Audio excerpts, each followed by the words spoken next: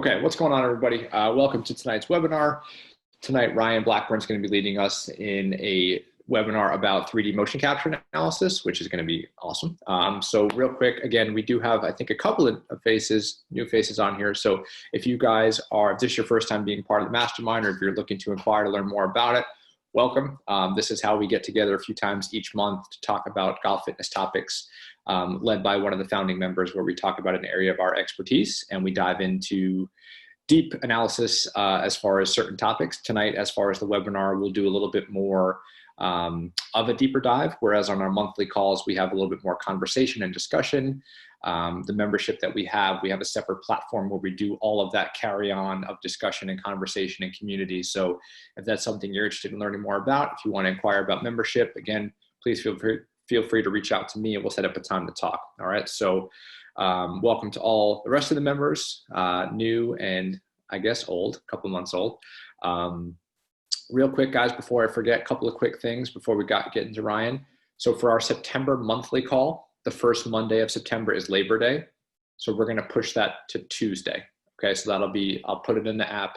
You guys will get notified. That'll just be, I believe it's September 8th, Tuesday.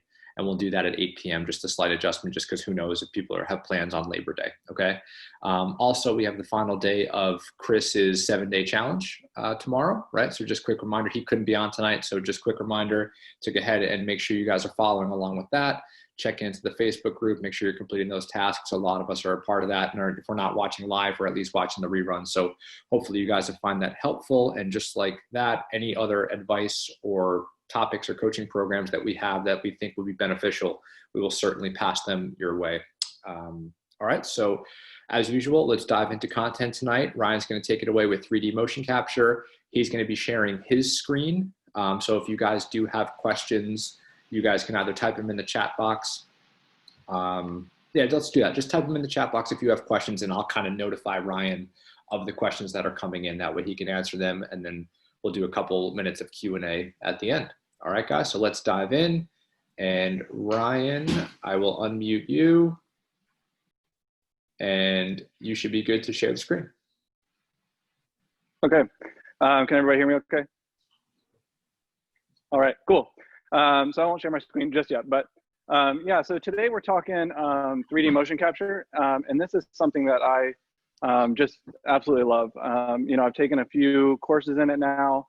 I've been doing capture for a couple of years, and I think it can provide you with a lot of insight into your players, even if you're not a coach, which I am not. So how I just logistically, how I use 3D motion capture, I do not use it as part of my initial screen. I just think it's too much to get through with a movement screen, health history, and all that kind of stuff to do 3D motion capture as part of that. I know some people do and it works for them, and that's awesome. But basically what I do is it's a separate session if they choose, and we'll go through the capture. It takes about 30 minutes. Basically I run them through, you know, we'll get all the sensors on them, we'll calibrate it, run them through 5 swings with a 7-iron, 5 swings with a problem club or a club that they just want more information on, and then 5 swings with a driver. And then I usually do a couple extra swings with the driver, where I just tell them to absolutely smash it, just crush it as hard as you can. Because 2 reasons. One, sometimes it gets better. And so I want to look at that and see, like, what did they do differently that made it better if they're trying to hit it harder. But more often than not, it just accentuates all their tendencies or their problems. So it's just a little bit easier to see. And especially when you're going over it with them, you can pull that out and be like, you know, this is obviously accentuated, but you can see how big of a problem this is. So basically, you know, we'll capture, I'll take it home, I'll deep dive into all the swings, kind of what we're going to go over through the course of tonight. And then I'll do a couple voiced over screen captures of the data, just highlighting kind of what I saw, what their tendencies are. And I'm really just kind of looking at tendencies. That's why I capture the 5 of each swing. And I'll go through each swing and kind of make just general notes. Obviously, we're looking at a lot of different swings. We'll be looking at a lot of different swings tonight, so it'll be a lot more breadth of information. But basically, so why do I do this? One, I want to be a resource to coaches. You know, and a lot of coaches are not using 3D capture for one reason or another. I think, you know, if I was a coach, I may not even use it just because it's so much information and it's almost too much information. So I want to be that person that, you know, can give a coach objective data to go with what they're seeing, right? Because coaches are working off their eyes. I mean, and, you know, some of them are using slow motion cameras. But even then, I mean, people are going to fool you. And, you know, this 3D capture is going to pick up a lot of stuff that you're not going to see even with a slow motion camera. So we'll look at stuff tonight and you'll be like, how could anybody get away with that? What coach would let them do that? Trust me, you wouldn't see it either. So I want to be a resource to coaches, and the screen captures that I record at the end, you know, usually I'll offer to send it to them, coach. And I make it abundantly clear that, you know, before, during, and after any 3D capture, I am not a swing coach. You do not want me fixing your swing. You don't want me changing your swing. That is not my goal of 3D capture. My goal of 3D capture is also not to change the graphs or the data, right? If I see angular data or kinematic sequence data, my goal is not to change the graph, right? So for myself, how I'm using it is, one, I'm looking at it from a risk analysis perspective. So, you know, what joints are potentially getting overloaded? They came in complaining with this pain. Can I see where that pain is coming from in their swing? That sort of information. And I'm also using it to look for any kind of key areas of performance improvement, right? So typically we've already done a movement screen, all that kind of stuff. So some of this stuff is already going to pop up, but I might be able to correlate that to a movement screen, or just in terms of, you know, seeing their swing, seeing their 3D capture data. It just gives you way more insight into where you can make the biggest difference than just a movement screen by itself, right? Even if you're doing the strength testing, the power testing, and all that kind of stuff. So pretty much none of this is for the player. It's for the coach, and it's for me to program their program better. You know, indirectly that helps the player, but you know, all of this is not directly for them. So so cool. So we'll kind of dive into some capture here. Let me share my screen. Hey, Ryan, as you're sharing here, I'm sure you're going to get into this in a second, but Emily just asked, which 3D capture technology are you using? Yeah, so I use 4D motion for a few reasons. One, it works on an iPad, and I am very iPad centric. So that's good for me. They don't have any like annual fees or anything like that, which, you know, I looked at like K Motion and K Player and or K Coach and all that kind of stuff, and a lot of them just had annual fees. But yeah, I mean, it's all pretty similar. I think, you know, ultimately K Motion, and especially you get to like the real higher end ones with the actual like cables running off of people, they're going to be probably a little bit more accurate. But this is definitely very accurate, and it's getting enough of what I need, if that makes sense. Did that answer your question? All right, I'll assume it did. Cool. So everybody can see my screen. Yes, I can't see anything. So, all right. So this is kind of 3D capture. So I'll typically pull up a player. Most of the data we're looking at tonight is just 4 sensors. I do have the capability to do 6 to get wrist angles and all that stuff. But I do hip, chest, lead arm, and club. And typically what I'll do first on every single swing is I'll pull up a couple tools. So I want to look at spine angle, shoulder line, hip line, and target line. So this just gives me reference points. So that switched to a top-down view. And typically I don't see my players swing, so I just want to see their swing. So this is a swing top-down, pretty good, little hang back. And then I'll look at it from the front. Again, you know, pretty good, little stand up out of it and little hang back there. And then I'll look at it down the line. So again, you know, pretty good.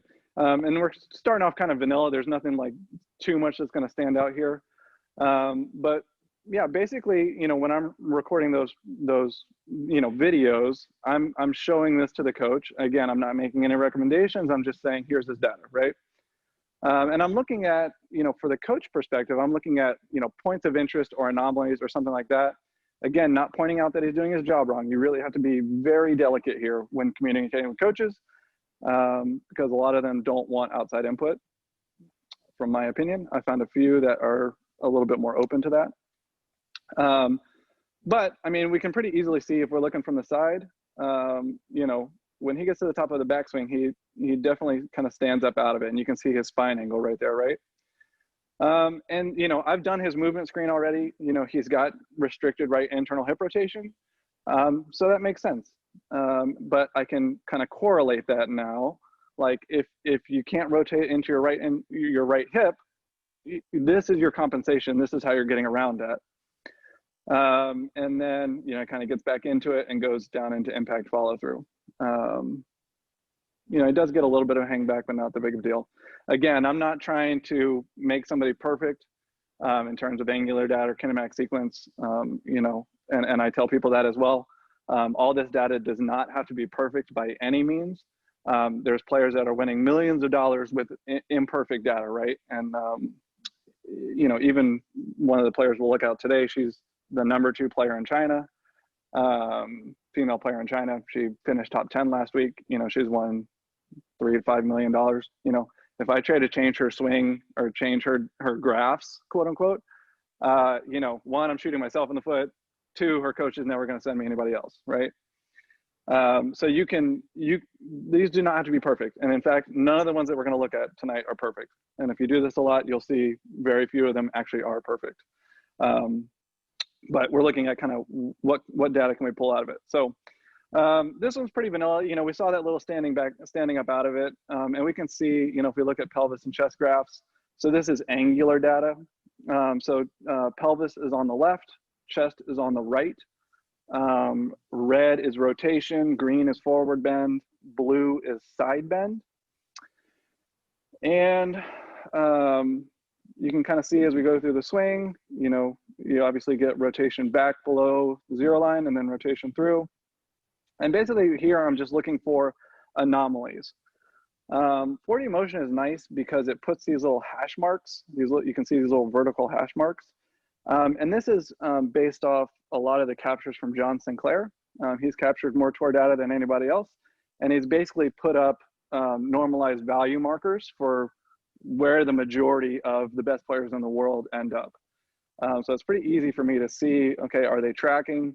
Again, I'm not looking for perfect, but I'm just looking for any anomalies. And one thing I just want to point out, we kind of already saw it, but if we look at this chest, right? The side bend of the chest, these lines should be pretty even down, even up, because these are angular measurements, right? So side bend, he should be getting left arm going below, or left shoulder dropping lower than the right arm is raising up as he gets into backswing. And then it very smoothly transitions into right arm going down, left arm going up. That's not what happens here. And we already saw it in the spine angle. So he should be dropping here, and he's actually standing up out of it. And you can see that in the chest side bend. So he's losing side bend right about at the top of his backswing. We saw that much easier with the spine angle, but just kind of want to show you what you can see here. And actually how it correlates to pelvic forward bend. So he's actually losing pelvic forward bend as well at the same time, because as you're rotated at the top of your backswing, if you're standing up out of it, your pelvis is going to come up and forward most of the time. So he's lost forward bend and lost lateral bend in his torso. So again, we saw that much easier with the spine angle, but here's the graphs to prove it. As far as points of interest, one thing that I saw interesting here and why I brought it up today, if we're looking from the top down, and this would be more information for a coach here, but so he starts, kind of open towards the target, which is, normal for a driver.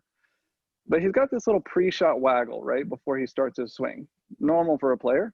But his waggle, he opens up and then never comes back. So this is where he's actually starting his backswing from, right? So now the club goes back.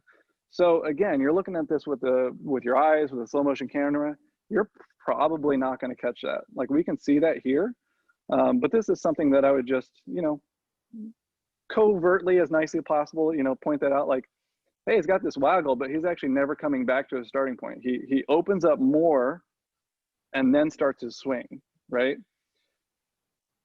So, just something for the player and the coach to be aware of. Again, I'm not trying to directly change it, but if they have that data, that's their call to make now, right? All right, so that's Angular. We'll look at a couple more here. Hey Ryan, let me just get to your quick question. Darren, sure. Darren typed in, again, you probably get to this, but what are some similarities that you see amongst LPGA Tour players?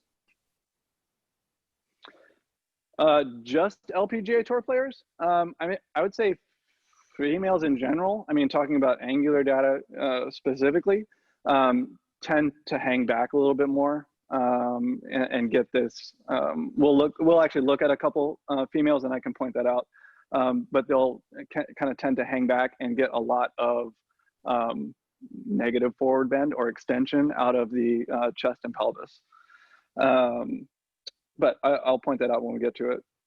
Okay. But that's pretty common with juniors and females in general. All right, so I put all my markers. This is a different player. So the last one was, I changed all the names. So the last one was BB. We'll look at some of these same players again, multiple ways. This one's JM. This is a high-level amateur. He's a scratch golfer, trying to qualify for the US Am. When he came to me, he had two torn labrums. He at least had one torn labrum. He might have had two. Since we worked out, movement screen, health history, all that stuff, has struggled a lot with, he's kind of one of those people that's over in tune with their body, right? Struggled a lot with piriformis issues, QL problems, hip flexor problems, just everything around that lumbopelvic area, you name it, he's got problems with it, right? So I'm not going to go through his swings because you already saw it. He gets this little drift off the ball and, a pretty big hang back. But if you look at this from the side view, kind of watch kind of where he is right there. Now this makes it look worse than it is because it basically takes your spine and turns it into two vertebrae. But that is a big side bend to be following through with, right? So that's going to explain a lot of what he's dealing with. Now, when I started diving into the Angular data, and I'm just going to pull up the pelvis here, again, we're kind of looking for anomalies here. So I'm just going to look at his lateral bends. So again, we're looking at, this is the pelvis and laterally tilting. So right hip higher than the left hip higher than the right. So to start, above zero is left hip higher than the right. Everybody on the same page? All right, so when he goes into his backswing, you see the blue hash marks that are very helpful for us. He should be, if you think about a right-handed golfer, at address, right? As they rotate, the left hip is going to go down and the right hip is going to come up, if we're talking about pure lateral tilting, right? He is staying above the zero line. So his right hip is always on top of his left hip. All the way through transition. So if you think about, you're keeping your spine angle, your shoulders, your spine angle. Let me switch to my camera here. Oh, there we go. So if you are here, right, and you're keeping your spine angle, and I pick my right hip up higher than my left, imagine how much crunching that I'm getting on that right side, right? I'm sorry, the left hip. So as I'm getting here and this shoulder is down and this hip is higher than the other, imagine how much crunching I'm getting here, right? And how much extension that I'm getting through here. Where really, if we're at these angles, right shoulder's higher than the left, right hip is higher than the left, right? These angles mostly match. And his lateral tilts are opposite. And then he actually gets top of the backswing. He still hasn't crossed the 0 line. They've kind of leveled out a little bit. And if you look at the hash mark, they should be at their peak of right hip high, left hip low. And he actually crunches it even more, left hip higher. And now where the left hip should be going up higher through impact, right? Because now our left shoulder's coming down through, or our right shoulder's coming down through impact, and our right hip should be coming down through impact. He's actually going the opposite way. His right hip is actually coming up, and he's switched, right? His left hip is lower than his right hip, impact and follow through. So he's basically at his backswing, crunched his left side, and at impact, crunched his right side from this reversed pelvic lateral tilting, right? So that is a big anomaly, and that's a big risk factor, right?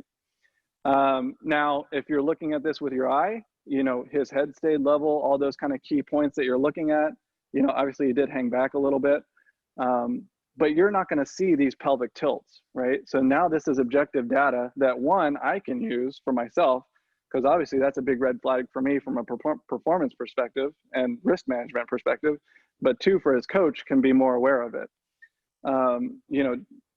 Now this stuff is starting to inform my programming. Do I need to take this player and have him doing, medicine ball throws and box jumps and all this kind of stuff, right? Is that going to be the most effective use of our time? No. The biggest, most effective thing I can do for him is, learning how to laterally tilt his pelvis, him learning how to laterally tilt his pelvis along with his shoulders and how those are meant to move together. And then two, rotating his hips around an axis are going to be the best use of his time now. So now, we're collecting all this data, what are we going to do with it? All right, so let's look at SH, yep. All right, so here's a female, and actually this is exactly what I was talking about. I think it was Darren, right? What we're going to look at here. So spine angle, shoulder line, hip line, target line. And you can see how many things I'm not selecting here. So again, I'm not going to go through her whole swing. She gets a little bit of that hang back. But she's, remember the first one, he was kind of standing up out of his swing. She also kind of stands up out of her swing. But if you're looking on this camera, you'd never see it. Because what she's doing is, if we look at the pelvis and chest graphs, right? So you can see on the pelvis, forward bends, right? So as she transitions here, it should be kind of neutral-ish, or it should be maintaining a neutral forward bend. And she actually gets this real quick forward bend. So basically dumping that pelvis anteriorly, and then a hard reverse where it starts pointing straight up at the sky. So again, this is a girl, she's constantly complaining of back pain. And basically what she's doing is, in transition, to keep her head level, her spine is extending forward, pelvis is going down, and she's just lost all of her abs, right? Her abs have totally turned off. She's dumped her pelvis, and then she gets this real hard, real quick tuck under with the pelvis. And you can see it from the front. Pelvis is kind of pointing up towards the sky now. And she gets a little bit of a hang back, but obviously that's going to really, jam on the front of her hip because she gets that hard tuck under. But that's also going to contribute a lot to her low back pain, kind of her peak transition there on that dumped pelvis and everything resting on her low back. So, again, how does this affect performance? One, this player is going to need a lot more core stability. Again, rotating around a neutral axis. Now we're better informing our program decisions. So again, I'm not trying to change these graphs necessarily, but it's informing my programming, and maybe the graphs will change. Ideally, maybe. All right, and last one, I threw this one in kind of just for fun. Driver 2. All right, so let's pull up our tools here. Spine angle, we're not going to spend a ton of time on this one. Target line. All right. Whoa, right? So this is her setup. And this was, throughout the capture process, we reconfigure every club switch. And this was consistent across multiple recalibrations, redo user poses, everything. This is her setup. So shoulders are closed, hips are way open. And again, if you're looking at this with a naked eye, she's basically tricked you because she's, evened herself out, if that makes sense. So this is a good one for a coach to see. So, I mean, she fixes it a little bit, before she starts her backswing, but, ideally in a backswing, most players and coaches are going to want club, arm, torso, hip, but she's basically starting her hip to try to fix it, and then everything else goes. What's the other big problem here? Wow. Anybody ever seen 90 degrees of separation between shoulders and hips? That is huge. So that is a big risk factor for me right there, right? And we can see, especially when we get to her kinematic sequence and stuff, her shoulders and everything else are just hanging on for dear life so that they don't, fall off of her body. So obviously that's going to be a huge risk factor for low back, and we definitely want to address that. And you can actually see this, if you look at the chest, or I'm sorry, hips is what I want. Hips, and we'll look at rotation because that's the one that we're looking at here. Again, we got these helpful hash marks. She hits the peak a little bit early, because she started super early, and then she's way out in front of all these hash marks. And she's actually on the right trajectory. She's just super early with everything. And you can actually see a little dip here in the rotation, right? So this happens with a lot of girls that you'll see, especially girls. But around impact, the hips will basically just stop. And this one actually goes backwards. So her hips go backwards away from the target, lets everything else catch up, and then starts going forwards again. This one's actually pretty small. I've seen some pretty big ones. It's basically just a recoil. Hips get so far out in front that they just can't keep going. So they just have to stop and then actually move backwards to keep going. It's not the end of the world. Some coaches like it, some, whatever, but not my call. But again, I'm just providing the objective data, right? And I'm not trying to fix anybody's swing. So, I'll point that out in a non-threatening way, and just be like, maybe you like this, maybe you don't, but here it is. All right, so that's all for angular data. Again, that was super rushed, but it kind of gives you an idea of things that you can see, things that you can look for, how you can be a resource to the coach, and how it's going to influence your programming. So now we'll kind of get to the main event here, kinematic sequence. Okay, still good on time. Whew. I got a letter kinematic sequence. I'm not going to put up all the markers that I normally do. So we're back to BB. This was our pretty vanilla one that we started with in terms of angular data. He stood up out of it a little bit, but that was nothing big. And this one actually looks pretty good. So when I'm looking at kinematic sequence, I'm looking at 4 main areas. Oops, that's not what I want. 4 main areas. I can't draw on the graph because of that, but I'm looking at, if you look below the graph, this is backswing. So where everything's moving away from the target. I'm looking at transition. I'm looking at loading phase. And then I'm looking at downswing speed or downswing sequence, whatever you want to call it. And really, I'm just concerned with transition, and after backswing, I'll just look at if something is really weird. Because backswing is not really a performance or a risk area in terms of kinematic sequence. The coach will see this, and so he might do something with that. But these are kind of the main 3 that I'm looking at are transition and after. But we can also see backswing sequence. So, all right. So Brandon, BB. All right, so we'll look at transition, backswing sequence. Again, we have the hash marks.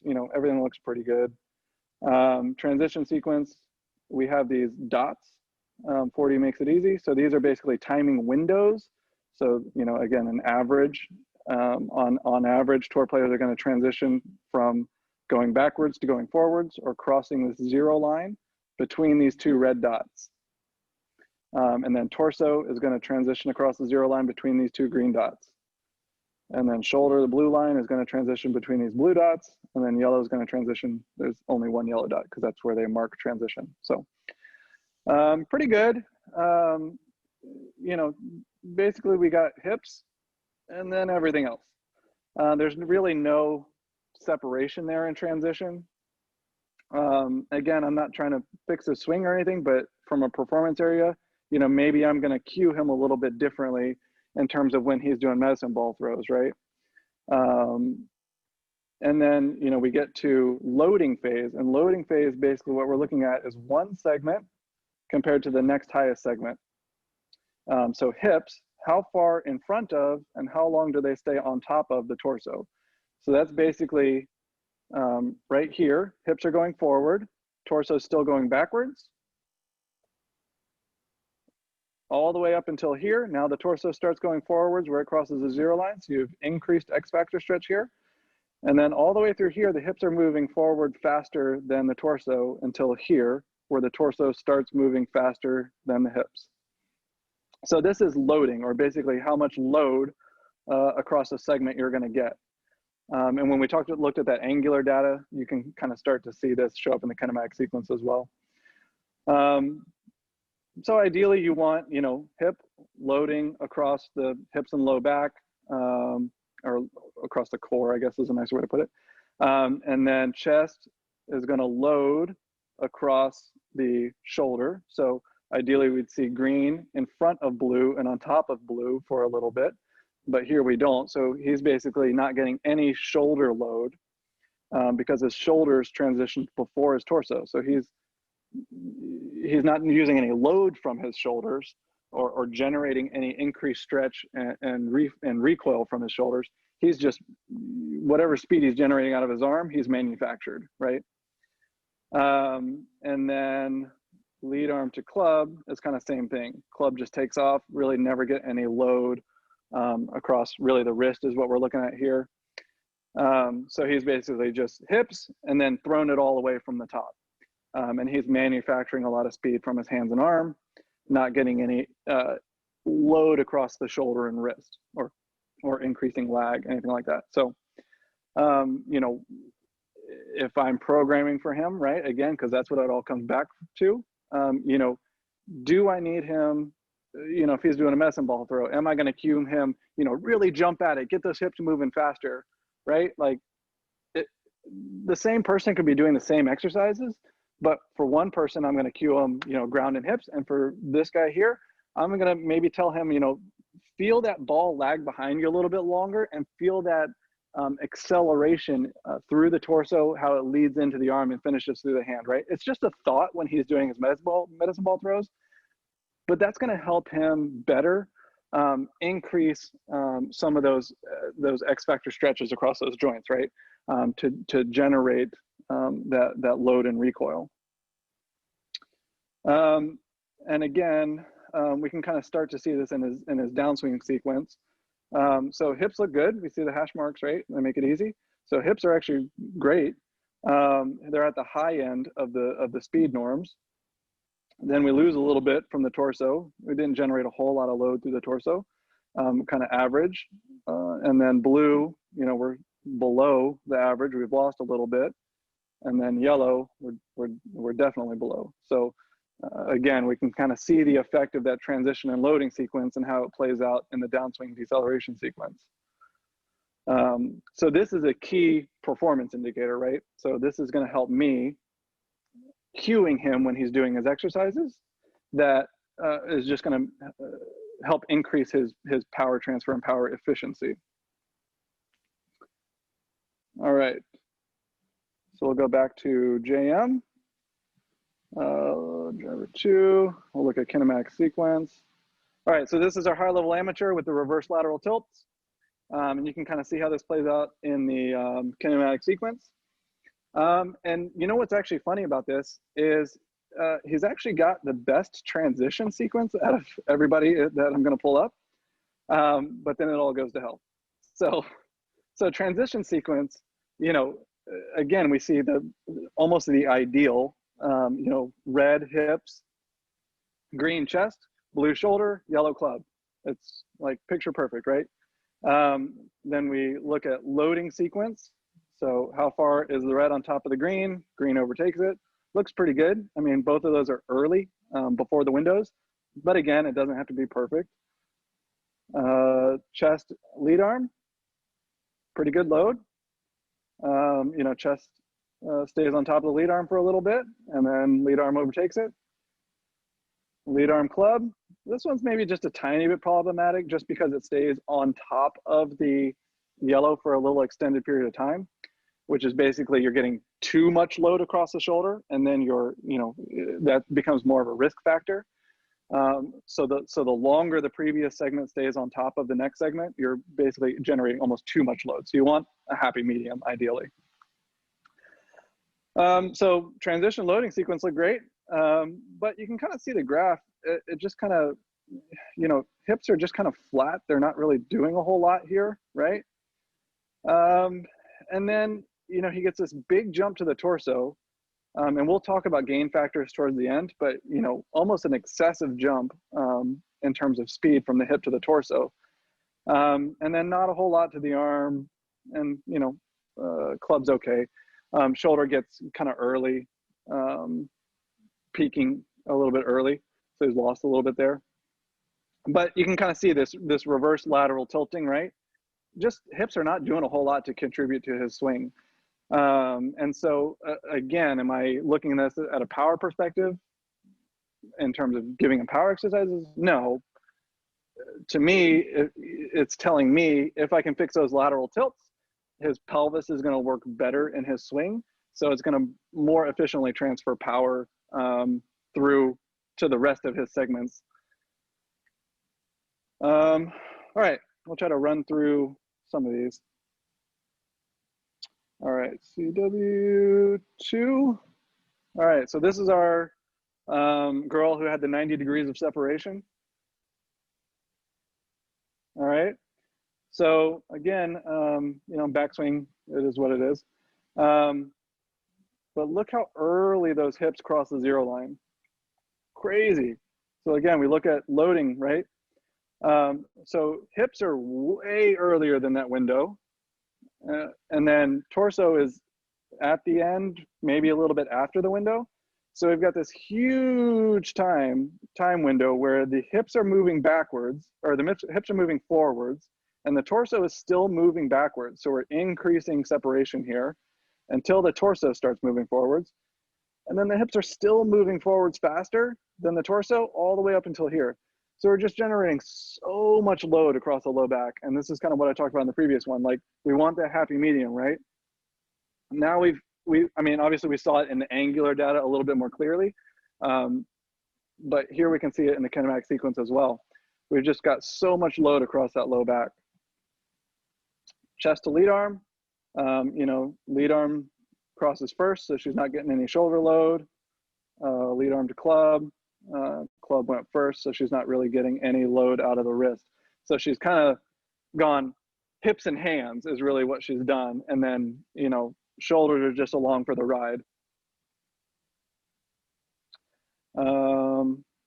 And then you can actually see that recoil here as well.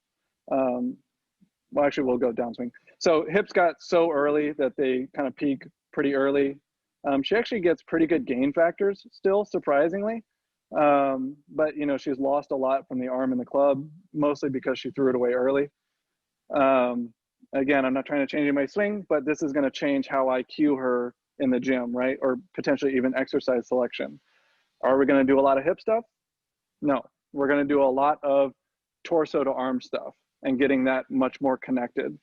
You know, I might even put her for medicine ball throws kneeling or something like that, where she can't use her hips as much, restrict the hips. And then you can see that recoil where the red pelvis drops below, the zero line starts moving backwards. So that's that recoil effect here. All right. JL, driver 3, graphs, kinetic sequence. All right, so this is this is the one where I actually broke my rule about not recommending swing changes. So this is my high-level Chinese girl. So backswing, we'll come back to this because this is what I commented on. But transition, she kind of it's just all kind of a jumble, right? Like just everything kind of goes together, which is not necessarily bad. I mean, some people swing like that. But she's really, I mean, there's just this tiny bit of back load, really not a whole lot of shoulder load. Club and arm are almost the same. Arm, you know, not really increasing wrist load here.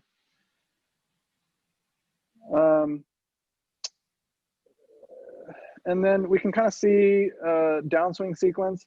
You know, hips are really fast, really at the high end there. They're a little, I mean, they peak a little bit late, but they're going plenty fast. Torso is going pretty fast. Arms are going pretty fast. Everything's moving pretty well here, but the club is really slow. So, I mean, I think, oh, actually, sorry, I didn't see this. So arm, so arm takes off early. I was too zoomed in, but she actually resets the club. So blue comes back on top of the yellow, so she resets the club, and then the club re-overtakes the arm here. So she gets a little bit of increased angle in the wrist and then resets. But she has lost a lot from her arm to her club here. And this is what kind of drove me backwards in the kinematic sequence. You know, I noticed in this backswing how slow this yellow is, right? So if you look at those hash marks, vertical is speed. And so club just is very slow, and it should be the fastest segment. So in a very non-confrontational, non-bossy way, I just floated the idea like, hey, if you got a little bit more speed out of your club in the backswing, it may help you generate more transition load and help get more acceleration from your arm to your club in your downswing. Try it out. Let me know what you think. You know, float it by your coach, see what he thinks. I've got a pretty good relationship with her coach. I probably would not say that if I did not have a good relationship with a coach, because I don't want them, you know, going back to the coach and telling them they, you know, I tried to change her swing. I haven't heard back on this yet, but I'll let you know. But, you know, theoretically, if she gets a little more speed going back with the club, it's just going to increase the lag effect in transition and potentially increase the gain factor between her arm and her club. So this is the, you know, one of the few times where I broke my rule about recommending swing changes. But, you know, she's still doing well, so no harm done so far. All right, so we got one more that I want to look at before we get to gain factor. How are we doing on time? Oh, great. I'm flying through these. All right. Driver 4. All right. Graphs, kinematic sequence. Oh, too fast. All right, kinematic sequence. All right, so this is a girl. We didn't see any of her data before. She's a Symetra Tour player. And really what I wanted to point out here is, you know, she's got a pretty good transition sequence. You know, pretty good, maybe excessive load out of the low back here. Potentially excessive load out of the shoulder as well. So, you know, we see hips are on top of the chest for a little bit of a prolonged amount of time. You know, that's a little bit of a judgment call there. Chest is on front of the lead arm pretty much the entire time. So she's basically trapping her lead arm across her body. And you can really see that when we get to the peak speeds here. And that's really what I wanted to point out here is she's basically, if you imagine the body here as a 4-stage rocket, right? Hips are stage 1, torso stage 2, shoulder or arm is stage 3, club is stage 4. You want to go through those in a sequential order, building on top of each other. And she's basically lost an entire stage of her rocket. Her torso and her arm are going the exact same for the entirety of her swing. So she's not getting any benefit out of an entire stage out of her rocket, right? So, you know, again, this is going to maybe cue me into maybe some exercises that I do with her or how I cue her in her power moves. You know, we really want some arm power, some arm acceleration, and specifically how that torso translates or leads into arm power, and we get an acceleration into the arm. And this is actually a good segue into gain factor, because, you know, obviously these are not doing anything. This is not doing, her arm's not doing anything to help her speed.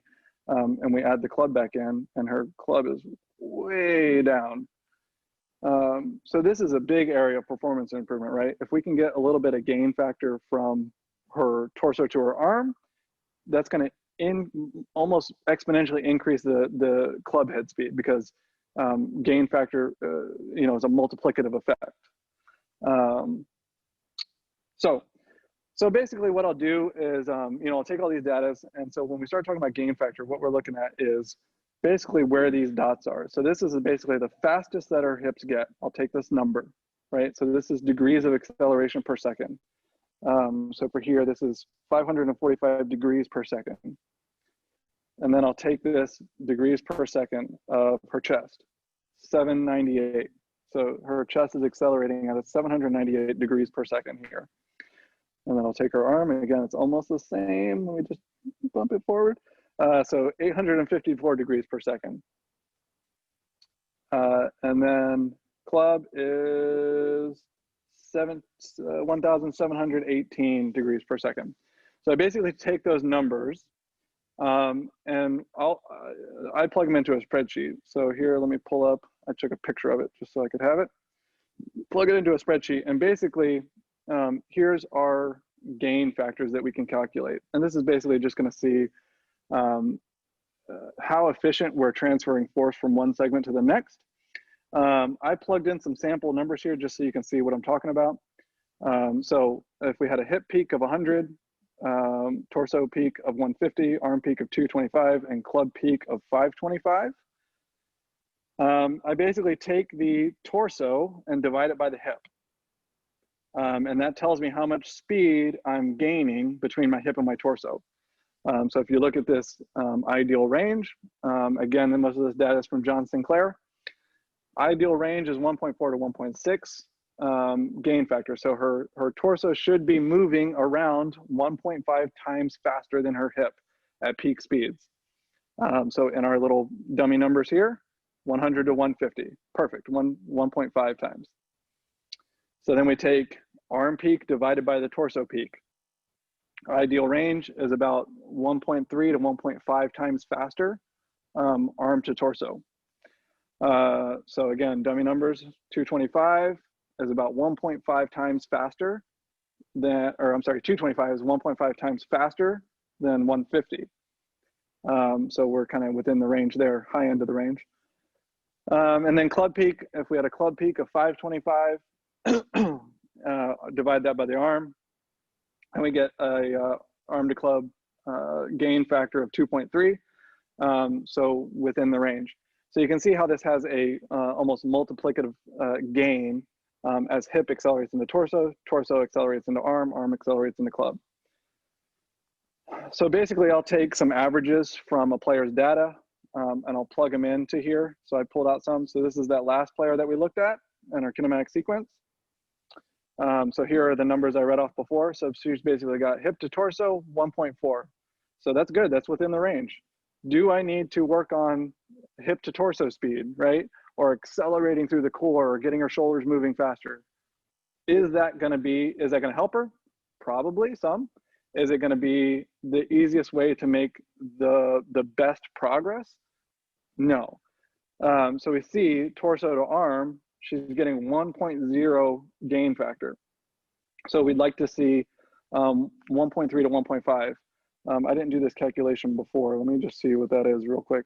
So 798 times 1.4, let's say, is 1,117 degrees per second. So that's a huge jump. That's almost as fast as her club, right? So imagine if we could get some sort of acceleration from her torso to her arm, any sort of acceleration. That's going to jump her club speed up by a huge amount, right? So this is where I'm talking about key performance areas. That's a big one. So then we look at arm to club 2.0. You know, it's below the range, but it's not terrible. But and this isn't factoring in the torso to the arm. This is only factoring in arm to club.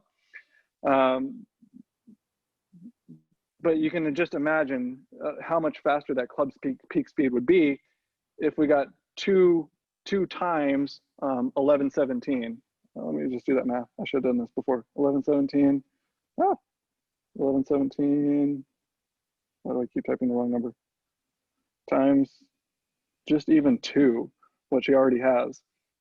Her club peak would have gone up to 2,234 degrees per second. That is massive. So when we're talking about distance here, distance is key for players these days. You know, am I going to waste time on hips to torso or arm to club or wrist flag or any of that kind of stuff? No. All right. Next is JM. This is our high-level amateur with the reverse lateral tilts. He's actually good. So his gain factors, you know, again, hip to torso, we talked about in his kinematic sequence, 1.8, basically 1.9. He's gaining speed between his hips and his torso. So again, hips were not doing a whole lot for him. Hip peak is only 370. You know, he's definitely the lowest of this group, right? Lower than both of the girls I pulled out of here. You know, they're both professionals, so it's a little bit not fair. But, you know, hip's not doing a whole lot for him here, but he's making up for it with hip to torso, which, again, you don't want too much stress put across the segment. So that is actually a little bit of a red flag for me that he's gaining too much in one segment. Torso to arm, 1.3, again, great. Arm to club, 2.1, a little bit on the low side, but, you know, nothing to be worried about. So if I'm looking at a performance enhancement perspective, how am I going to be best served, right? Just getting his hips working better is going to push all these numbers way up. So do I need to work on hand speed, work on arm speed, all that kind of stuff? Like maybe eventually, but that's not where he's going to see the biggest bang for his buck. And especially if I'm working on hip to torso speed, like if I'm doing medicine ball throw, kneeling medicine ball throws, that's potentially going to do more harm than good. So, you know, just highlighting, you know, if this data doesn't, you know, we're collecting all this data, right? If it doesn't inform or affirm what we're already doing or change a plan of action, then it's basically not doing anything. We have to use this data for something, right? All right, last player. This is my Chinese professional. Peak speeds, she's actually the fastest out of all these. But she's not, her gain factors are just kind of so. And again, she just kind of had everything moving together. So, you know, we could do a little bit of work here. And actually her lowest percent gain factor would be arm to club. And I was talking about, you know, potentially bringing the club back a little bit faster, which would potentially increase load across all the segments down the chain and increase speed down the chain. So that's an informed recommendation in my opinion. But I mean, she's plenty fast. Gain factors are not crazy low. There's no red flags here. But you know, could be a little bit better. All right, so basically, you know, we went through a bunch of different players, but basically I would go through this kind of same process very quickly for every single swing, pull out the tendencies, again, record those videos. Let me get back to Zoom here. Okay. There we go. Right. So basically I would record these videos, you know, highlighting where I see it in the data. Again, I'm not trying to make any swing changes, not trying to make perfect graphs, but just provide objective numbers. You know, I didn't make the graph, the player did, right? So hands off on me. And then it better informs my training, both in terms of risk factor and performance.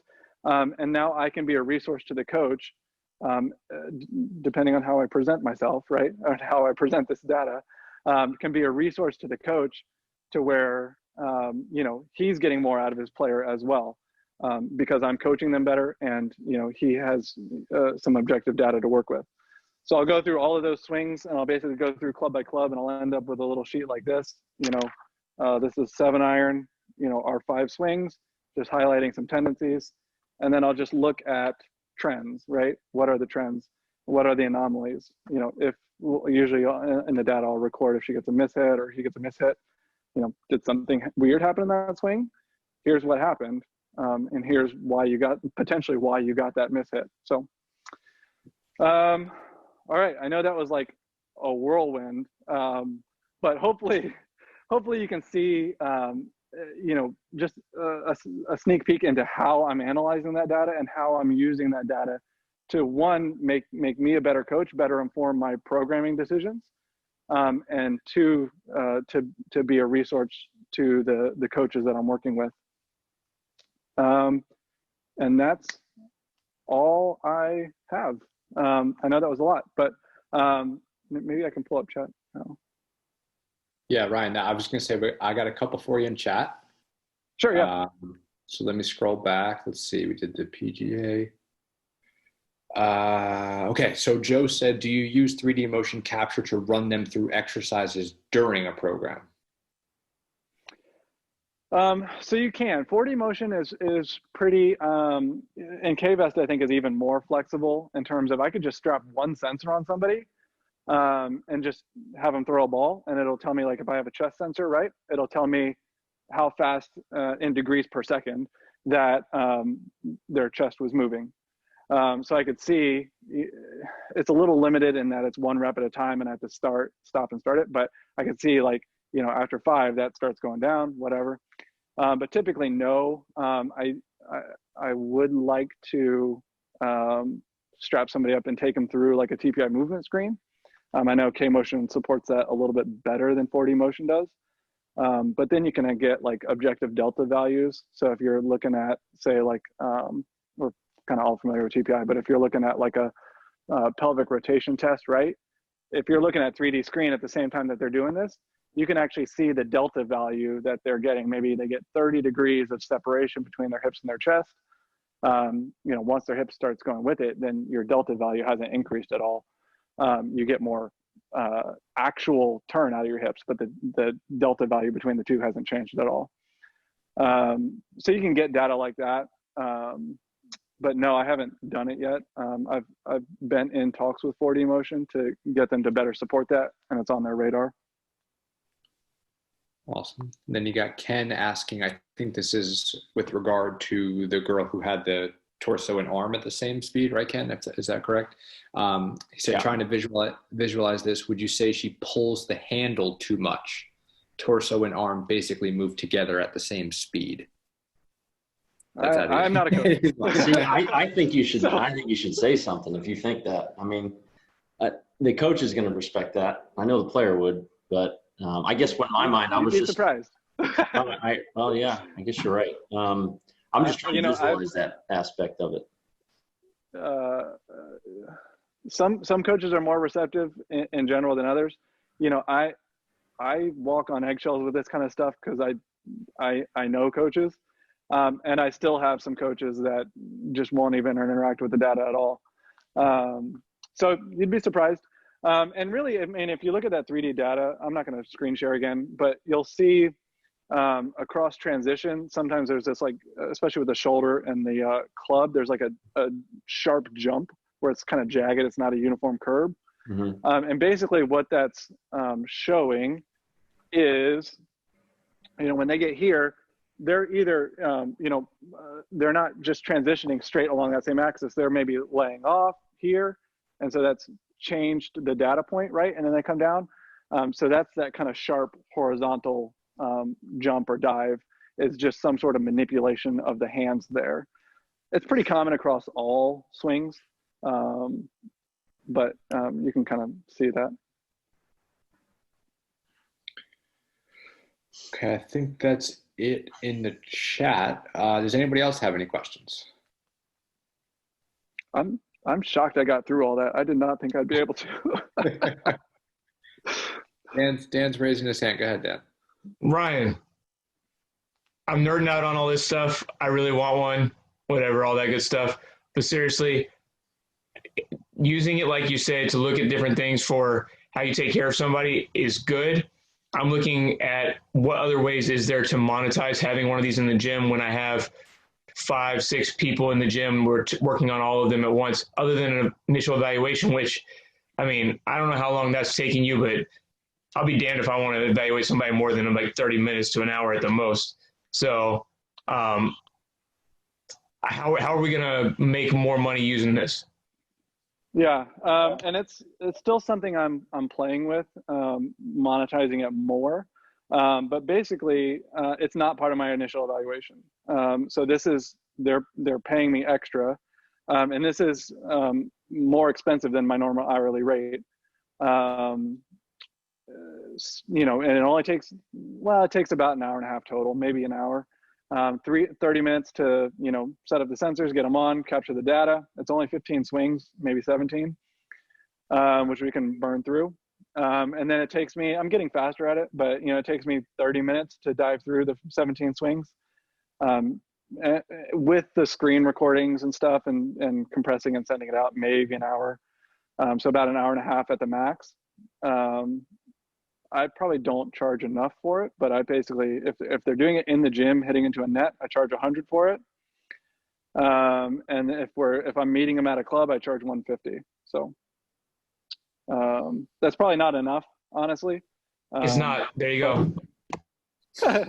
So the other ideas that I've had are to basically make it an upgrade to a movement screen, because like my movement screens right now are just my eyes doing TPI as well as some other stuff. So if I strap them up with 3D sensors, run them through the exact same screen, I have numbers to use now, and I could potentially charge more for that screen as like a 3D movement screen. It's going to give me more data for sure. I haven't started doing that. I think K-Vest and K-Motion support that TPI screen and stuff a little bit better, but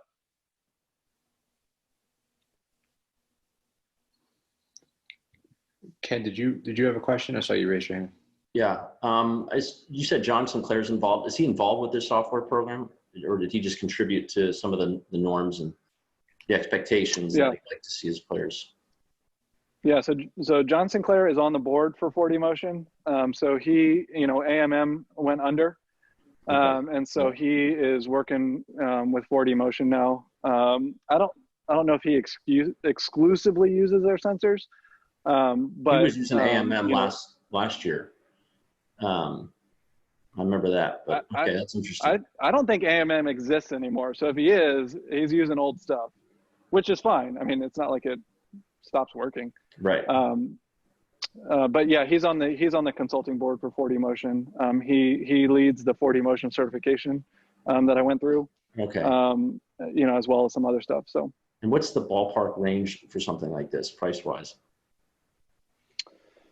You'd have to look it up. 4D Motion, they have a lot of options. So you can get a 1 sensor setup, all the way up to 12 sensor setups. I have 6. I'm going to start, and I've been in talks with them to offer more configurations for 6 sensors. Basically I want to strap those extra 2 sensors on wherever I want and be able to get that data. If they're, having problems with their trail leg or trail foot or whatever, they're telling me, I want to capture data on that. I always want the main 4, but I want to put those extra 2 wherever I want. Right now, like I can do, so lead arm is up here. Right now I strap the extra 2 lower arm and wrist and hand. So you have lead arm, lower arm, hand, and club. So you can get all of your angular measurements, all of your supination, pronation, deviations, flexion extensions, all that kind of data. Not that helpful for me, but helpful for the player, helpful for the coach. I looked up the price, just so you know, the 4 sensor system that won't have those extra 2 that he's talking about for the modules and for the actual system, $615 for the hardware, $615 for the software basically. So yeah, just over $1,200, which is freaking, yeah, it's cheap. Ryan, that was great. It's cheaper than K-Motion for sure. Yeah, definitely cheaper than K-Motion. let me know in the Discord if you guys like have any questions, because like that was a total whirlwind, and I know like it's going through a lot. So yeah, I was just going to say before we sign off, obviously this is what the whole purpose is to continue. My dog's kicking over pictures. Okay. Whole purpose of the app is to continue this conversation. So if you guys think of stuff, or if you want to pick Ryan's brain a little bit more, let's just literally feed it into that tab in Discord. Although I personally have one question, Ryan, back to reverse hip hike guy. What are you doing with that to kind of help him get his damn right hip where it's supposed to be? Yeah, so he is, there's a lot. One, I mean, you know, now he knows about it and his coach knows about it, right? So they can better pay attention to it and keep an eye on it. You know, his coach is one of the coaches that I'm, you know, a little bit closer with and is receptive to 3D data. Like his coach actually flies out with his players to Dallas to go see Dr. Kwan in Dallas to get, you know, 3D captured by the big guy. So, you know, he's all on board with 3D. And, you know, I just want to be a resource to him. So now his coach has better objective numbers to work with, objective data to work with. But two, I mean, even just like frontal plane work. So, you know, if I'm here working frontal plane, right? If I'm left arm over, or I'm sorry, left foot over, reaching right arm over, now it's dragging my hips into lateral tilt as well as matching my spinal lateral or shoulder lateral tilt. So getting those tilts to match better, loosening them up through the lateral chains. And then I don't have a good box here. Let me grab a chair real quick. Actually, I'll just grab a foam roll. A good one that we use here a lot between me and the therapist is so basically hinge and rock. So if you're here, hinge and pushing the hips back, basically creating a nice long spine, and then straight knees pushing the pelvis to the side, straight knees pushing the pelvis to the side. And you can see, this is going to get weird, but I'm going to shove my butt in the camera. You can see as I keep those knees straight, how it makes one hip drop, one hip raise, and then the other hip, and then it basically reverses. So this is basically exactly what those right here. So that's basically, you guys got any dollar bills or anything? So that's basically exactly the lateral tilts that and rotating around the axis that we're going for in a golf swing. That's Perfect. 2 quick ones, but even just like airplanes, I mean, anything where you're having to maintain that axis and rotate is going to help with those lateral tilts. Love it. Anybody else? One thing I did not mention is hard pelvic tuck under girl. You know, I work in a building. I'm like one of the only non-physical therapists here. So she sees the physical therapist in this building, and I can give that 3D data to her therapist as well and say, hey, this is what's going on in her swing. Does this correlate to what you're seeing when you're, you know, going through her therapy assessment, what you're finding is wrong with her to be treated on? Yes, it does. Ryan, you got one more question in chat from Emily. She says, did you feel that the company provided you with the appropriate training info to help you interpret the data, reference numbers, etc.? If you pay for their certification, yes. Otherwise, no. There's a good straightforward answer for you. Their certification is really good, so I liked it a lot. Definitely geared more towards coaches, but if you know what you're looking at, it's going to help you as a performance. You know, if you're thinking this is where they're overloading a joint, or this is where they're losing power through a segment, you know, if you're thinking about those things, you know, therapy or performance, right? If you know how to interpret the data, it's going to make you better in your treatment and in your program design.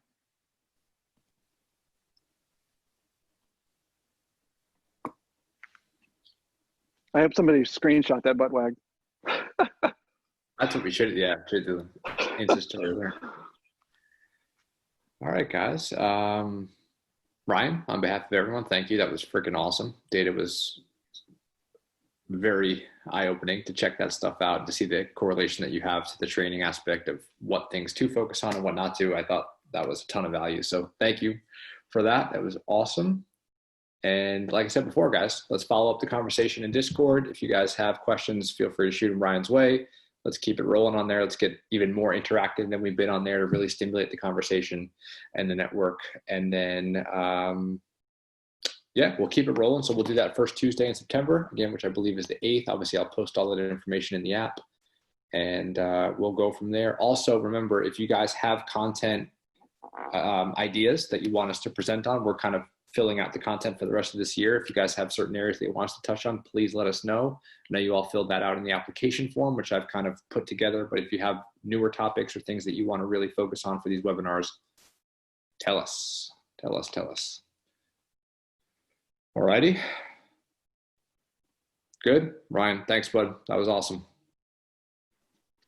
Thank you. I love this stuff. All right, guys. Good night. Have a great night. We'll talk to you guys soon.